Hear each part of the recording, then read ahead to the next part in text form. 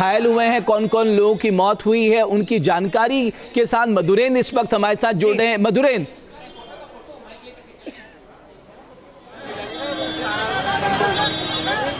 देखिए जो लिस्ट हमारे पास मौजूद है उसके मुताबिक 28 लोग जो हैं वो इस लिस्ट में शामिल है, जिसमें से 8 डेथ हो चुकी है। 8 मौतों की पुष्टि के साथ ही आप देखिए उनके नाम और उनके पते डिस्क्लोज नहीं किए गए हैं। लिस्ट में उनके आगे अननोन लिखा गया है। बाकी के जो 20 लोग हैं उनकी पूरी जानकारी है कि उनके नाम क्या है, उनका एड्रेस क्या है, उनका पता क्या है, उनका MLC नंबर क्या है। तो जाहिर तौर पर उनके उम्र की व्याख्या की गई है, जो कि तकरीबन आप समझिए कि 20 से लेके और मैक्सिमम 58 ईयर्स तक के लोग जो हैं वो इसमें दिखाई दे रहे हैं। अधिकांश लोग जो है वो दिल्ली से हैं, जो कि हम देख सकते हैं इस लिस्ट में, जिसमें खास तौर पे आप देखिए तो द्वारका, मंडावली, दादरी, दिलसाद गार्डन, उस्मानपुर, दरियागंज, इस तरह के इलाकों के लोग हैं, जो कि जाहिर तौर पे चूँकि मार्केट एरिया है, यहाँ पर आने वाले लोग जो हैं कई तरह के मकसद से यहाँ आते हैं, चाहे बाज़ार के मकसद से आएँ या फिर आप पर्यटन के मकसद से आएँ। चूँकि लाल किला है, वहाँ पर आप देखिए तो पीछे आपको शिव मंदिर है, गुरुद्वारा है, इसके अलावा आप देखिए तो जामा मस्जिद है। तो तमाम अन्य अन्य पर्पज़ से लोग यहाँ पर आते हैं। और जो रिपोर्ट है डेथ और ख़ास तौर पे हम देख रहे हैं कि इंजर्ड की, उसके मुताबिक ये कहा जा सकता है कि जो टारगेट में यहाँ पर मिक्स लोग जो हैं वो दिखाई दे रहे हैं। मोडस ऑपरेंडी साफ तौर पर दिखाई दे रहा है कि मूविंग कार का किस तरह से इस्तेमाल किया गया। उसमें विस्फोटक था, विस्फोटक जो है उसकी इंटेंसिटी काफ़ी हाई थी, जिसने 5 से 6 गाड़ियों को अपने चपेट में लिया। इस वक्त LNJP हॉस्पिटल पर मौजूद हैं और जहाँ पर लगातार आप देखिए तो मूवमेंट जारी है। अभी थोड़ी देर पहले CRPF के DG पहुंचे, अभी हमारे साथ बने हुए हैं और CM के मूवमेंट को लेकर उनके पास क्या कुछ अपडेट है ये जान लेते हैं, क्योंकि बताया जा रहा है कि दिल्ली की मुख्यमंत्री भी वहां पर कुछ ही वक्त में पहुंचेंगी। हरीश, क्या कुछ जानकारी आपके पास? बॉम्ब ब्लास्ट हुआ है लाल किले के साथ। जी देखिए, बिल्कुल दिल्ली की मुख्यमंत्री सबसे पहले LNJP अस्पताल पहुंचेंगी, वहां पर घायलों से मिलेंगी, साथ ही सारी चीजें सुनिश्चित करेंगी ताकि घायलों को तमाम मदद जो है वो मिल सके। और उसके बाद तुरंत बाद लाल किला पहुंचेंगी। उनके आने के लिए देखिए यहाँ पर जिस तरीके से सिक्योरिटी प्रोटोकॉल है, उनका पहुंचने का भी सिलसिला जो है वो धीरे धीरे शुरू हो चुका है। तो लगभग माना जा रहा है कि कुछ ही पल में LNJP अस्पताल पहले पहुंचेंगी और उसके बाद जो है वो यहाँ घटनास्थल पर पहुंचेंगी और घटना को लेकर ब्यौरा भी पूरा लेंगी। तो इसको लेकर सबसे पहले अगर हम बात करें तो घायलों को तमाम मदद के लिए उनको सारी सुविधाएं जो है वहां मिले और जो घायल व्यक्ति हैं उनको जल्द से जल्द सारी उपचार जो है वो मिल सके और साथ ही जो जिनकी मौत हो गई है उनकी शिनाख्त हो सके, उनकी DNA सैंपलिंग की तैयारी हो सके। इन पूरी बातों को ध्यान में रखते हुए दिल्ली की मुख्यमंत्री रेखा गुप्ता आपसे कुछ ही देर में LNJP अस्पताल पहुंचेंगी और उसके कुछ देर बाद यहाँ पर लाल किला पहुंचेंगे। हरीश, एक और बात मैं आपसे यहाँ पर जानना चाहता हूँ, क्योंकि जैसे जैसे समय बीत रहा है वैसे वैसे जाहिर है सुरक्षा एजेंसियों के माथे पे बल पड़ना लाजमी है, क्योंकि उन सूत्रधारों तक पहुंचना बहुत जरूरी है जिन्होंने इस विस्फोट को अंजाम दिया है, ताकि वो कहीं और साजिश ना कर पाए। इसलिए उनके गिरफ्तार का पहुंचना बहुत जरूरी हो गया है।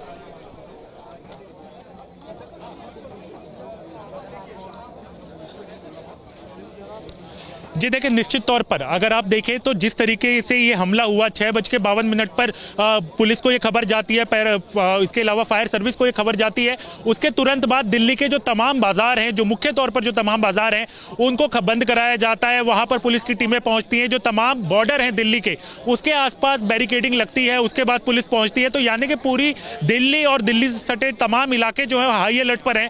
इससे ये पता चलता है कि अगर पुलिस को लगातार इस पूरे मामले की जांच कर रही है और अगर कुछ एंगल निकल के आता है तो किसी और इलाके में कोई खतरा ना हो, इसका भी सुनिश्चित किया जा सके। और यही कारण है कि आप देखें कि तमाम एजेंसियां, अगर आप चाहे स्पेशल सेल की बात करें, NSG की बात करें, पैरामिलिट्री की बात करें, FSL की बात करें, तमाम एजेंसियां इस समय घटनास्थल पर मौजूद हैं और कोशिश ये की जा रही है कि तमाम सबूतों को खंगाला जाए, कोई भी सबूत बचने ना पाए, और ताकि जिससे अगर जो जानकारी है वो पुलिस जल्द से जल्द इस पूरे मामले को निकाल सके। आप ये देखें कि जिस ब्लास्ट के बाद परखच्चे गाड़ी के उड़ गए थे उसका नंबर प्लेट ट्रेस किया गया और उसके बाद जो है व्यक्ति को पकड़ा गया, कस्टडी में लिया गया और उससे पूछताछ की जा रही है। तो इससे पता चलता है कि एजेंसी जो है वो बहुत जिस मोड में है वो जल्द से जल्द कोशिश कर रही है कि इस पूरे मामले को सुलझाया जा सके, पता चल सके कि किस तरीके का ये ब्लास्ट है, क्या इसमें कोई फिदायीन शामिल था या फिर किसी आतंकी संगठन की इसमें मौजूदगी है। तो इन तमाम बातों को लेकर लगातार जांच का दायरा बढ़ाया जा रहा है।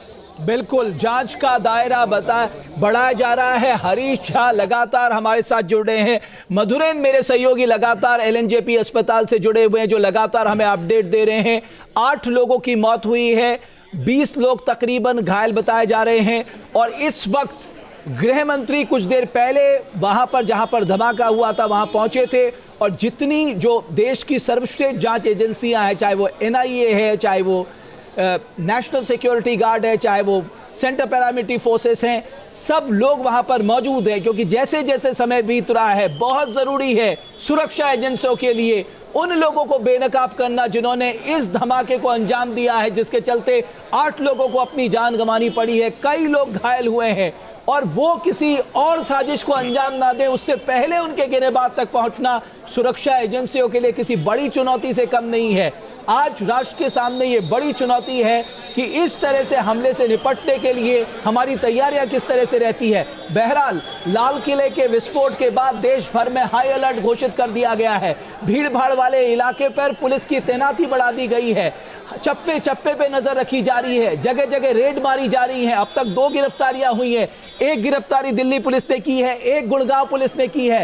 हर एंगल से जांच की जा रही है, जांच का दायरा बढ़ाया जा रहा है।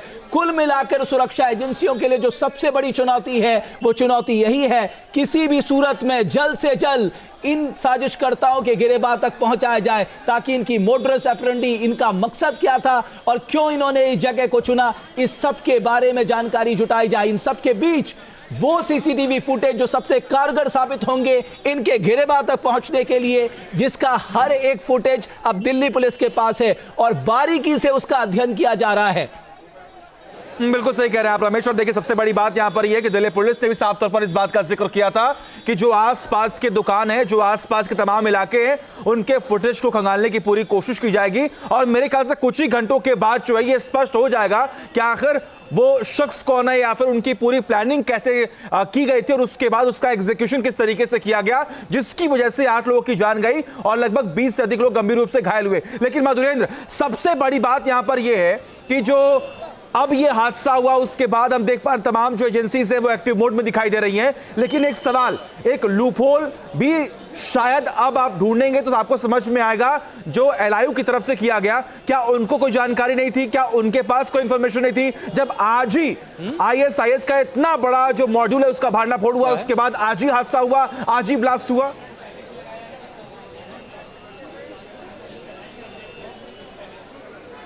देखिए, अगर आप विस्फोटक की बात कर रहे हैं जिसे फरीदाबाद में पकड़ा गया और उससे कनेक्टेड लोग जो पुलिस ने अपने हिरासत में लिए, उनसे तफ्तीश और पूछताछ अभी चल ही रही थी, तब तक शाम तक ये ब्लास्ट अंजाम दिया जाता है। जाहिर है ये तमाम ऐसे डॉट्स हैं जिसको कनेक्ट करने की कोशिश जो है पुलिस कर रही होगी और होगी भी। लेकिन इस वक्त जो जानकारी हमें मिल रही है उसके मुताबिक ये अभी तक औपचारिक तौर पर कन्फर्म पुलिस नहीं कर पा रही है कि ये एक आतंकी धमाका था या फिर इसके जो जुड़े हुए मटेरियल्स हैं वो एफएसएल या फिर इस वक्त जो जांच चल रही है एनआईए वो कुछ और करार दे रही है। लेकिन पुलिस सूत्रों के जरिए मुझे जानकारी जरूर मिल रही है कि जो समूचा घटनाक्रम है उसका सीसीटीवी फुटेज निकाला गया है। सीसीटीवी फुटेज में जो ड्राइव कर रहा है नदीम, उसकी जानकारी मिल रही है। और इसके अलावा गाड़ी के फ्रंट सीट पर जो बैठे हुए लोग हैं उनके चेहरे निकलकर सामने आए हैं। और साथ ही इन तमाम घटनाक्रम में जुड़ी हुई जो गाड़ियां हैं उनके एड्रेस खंगाले गए हैं, उनके लोग खंगाले गए हैं, गाड़ी कहाँ से ऑपरेट हुई, कहाँ मूवमेंट की, कहाँ गई और किस तरह से इस जगह पर पहुंची, ये सारी जानकारी इकट्ठा की गई है। जो इंटेंसिटी ऑफ ब्लास्ट है उसको अगर आप देखें तो वो सिर्फ एक गाड़ी तक सीमित नहीं है, बल्कि वो कई गाड़ियों को अपने चपेट में ले लिया है, जिससे साफ तौर पर दिखाई देता है कि जुड़े हुए हैं। और बड़ी खबर इस वक्त जो आ रही है वो दिल्ली धमाके से जुड़ी हुई है। एक्शन में गृह मंत्री, दिल्ली धमाके से अब तक 8 की मौत, 20 लोग घायल बताए जा रहे हैं। दिल्ली धमाके के बाद एक्शन में गृह मंत्री अमित शाह। धमाके पर गृह मंत्री अमित शाह ने बुलाई हाई लेवल बैठक। धमाके पे कल सुबह बुलाई है हाई लेवल मीटिंग। जैसा कि गृह मंत्री ने कहा कि कल विस्तार से इस पूरे मामले पर बातचीत होगी। गृह मंत्रालय में वरिष्ठ अधिकारियों के साथ बैठक की जाएगी। इस वक्त की बड़ी खबर ये सामने आ रही है। गृह मंत्री इससे पहले एलएनजेपी और जहां पर ब्लास्ट हुआ था वहां पहुंचे थे। जहां भक्ति है हर शब्द में, कथाओं में छिपे हैं दिव्य रहस्य और ज्योतिष देता है जीवन को दिशा। धर्म से जुड़ी हर बातों को जानने के लिए हमारे चैनल स्तुति को सब्सक्राइब करें। चैनल पर जाने के लिए इस लिंक पर क्लिक करें।